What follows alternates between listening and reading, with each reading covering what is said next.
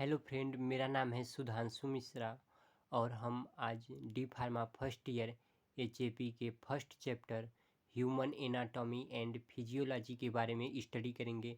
इसमें से बहुत ज़्यादा क्वेश्चन तो नहीं पूछते हैं, लेकिन जो बेसिक क्वेश्चन हैं उन्हें मैं आपको बता देता हूँ टॉपिक के माध्यम से। उसके बाद इसके जो एमसीक्यू हैं मैं आपको प्रोवाइड करा दूँगा।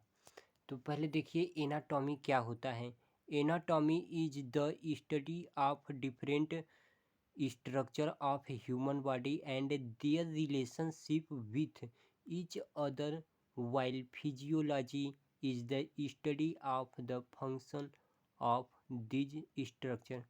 कहने का मतलब है कि anatomy is the study of different structure of human body.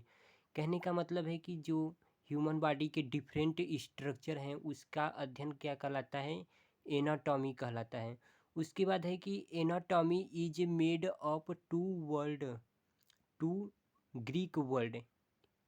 पहला ग्रीक वर्ड है ana. Ana means of. Of मतलब क्या होता है, ऊपर होता है।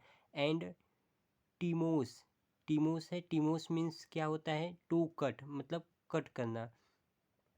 Anatomy is the science of body structure and coordination among the various body structure. कहने का मतलब है कि जो शारीरिक संरचना एवं शरीर के विभिन्न अंगों के बीच समन्वय होता है, वो समन्वय का विज्ञान है एनाटॉमी।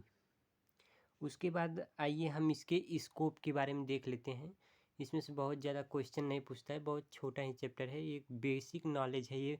जो आप पूरा चैप्टर पढ़ेंगे उसमें से थोड़ा थोड़ा मिला के बहुत ही बेसिक चैप्टर है। आइए इसके स्कोप के बारे में पूछता है, स्कोप देख लेते हैं। उसके बाद नेक्स्ट टॉपिक है उसे भी देखते हैं। अब देखिए हमारा स्कोप है ह्यूमन एनाटॉमी एंड फिजियोलॉजी के स्कोप क्या क्या होते हैं। Study of human anatomy provide the essential base for the understanding of the physiology and pathophysiology. देखिए कहने का मतलब क्या है कि जो पैथोलॉजी और फिजियोलॉजी है उसे समझने के लिए ह्यूमन एनाटॉमी एंड फिजियोलॉजी जो है प्रोवाइड करता है इसेंशियल बेस, आधार प्रदान करता है। उसके बाद सेकंड है help in the study of human evolution and development. कहने का मतलब है कि डेवलपमेंट मतलब होता है मानव, इवोल्यूशन मतलब होता है, इवोल्यूशन मतलब समझ लीजिए उत्क्रांति या पारिस्थितिक समझ लीजिए यही होता है। उसके बाद help in the study of human evolution and development. कहने का मतलब है कि ये हेल्प करता है कि इसमें ह्यूमन के जो इवोल्यूशन होते हैं और डेवलपमेंट होते हैं उसमें हेल्प करता है स्टडी में। फिर उसके बाद हमारा नेक्स्ट है as a foundation of advance scientific studies. उसके बाद है to understand the pathology of disease and pathological change.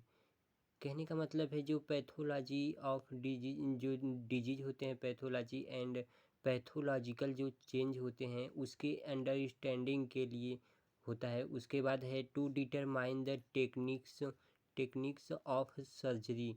To determine the techniques of surgery, जो तकनीक होते हैं जो सर्जरी में उपयोग किए जाते हैं उसके निर्धारण में भी प्रयोग किए जाते हैं। To known the parameter of the normal health, जो क्या होता है सामान्य मापदंड जो होते हैं जो हेल्थ को मापे जाते हैं उसे उसको जानने के लिए हम ह्यूमन एनाटॉमी एंड फिजियोलॉजी का अध्ययन करते हैं। जो नॉर्मल हेल्थ में पैरामीटर्स यूज होते हैं। उसके बाद इसमें कुछ इम्पोर्टेंट्स यहाँ पे भी हैं, टर्मिनोलॉजी हैं जो जिसे आप डायरेक्शन टर्म कह सकते हैं, डायरेक्शनल टर्म कह सकते हैं, दिशात्मक बोलेंगे इसे। इसमें हमारा फर्स्ट है सुपीरियर इंड, जिसे बोलते हैं अपर क्रेनियल। ये क्या होता है? The end of the head line in upper most position. कहने का मतलब है the end of the head line of lines in the upper most position, therefore it is known as the superior end of the extremity. कहने का मतलब है जो मनुष्य के सिर का सबसे ऊपर जो सबसे अंतिम सिरा होता है, यह वहाँ पर उपस्थित होते हैं, जिस कारण इसे मतलब कि बोलते हैं सुपीरियर, या सुपीरियर बोलते हैं, या अपर अपर क्रेनियल एंड बोलते हैं। उसके बाद है इंफीरियर। इंफीरियर क्या है? इसे बोलते हैं लोअर एंड बोलते हैं। This part start from the extremity of the main body of trunk along the leg in the downward direction और ग्राउंड। कहने का मतलब है कि ये जो शरीर जहाँ से शुरू होता है और टांग तक जो हमारे पैरों तक फैला होता है, इसकी जो दिशा होती है नीचे की ओर होती है, इसलिए इसे बोला गया है लोअर एंड। उसके बाद थर्ड है हमारा एंटीरियर। इसमें क्या होता है? This include the body part present in the front side like as chest, nipples and abdominal and external genitalia। कहने का मतलब है कि इसमें जो होता है इंटीरियर जो होते हैं, जो अग्र होते हैं, उसमें क्या इंक्लूड्स होते हैं?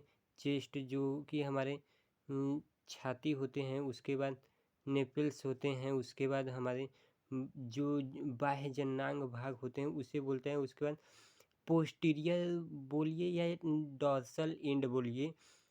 This include the body part present on the back side vertebrae column.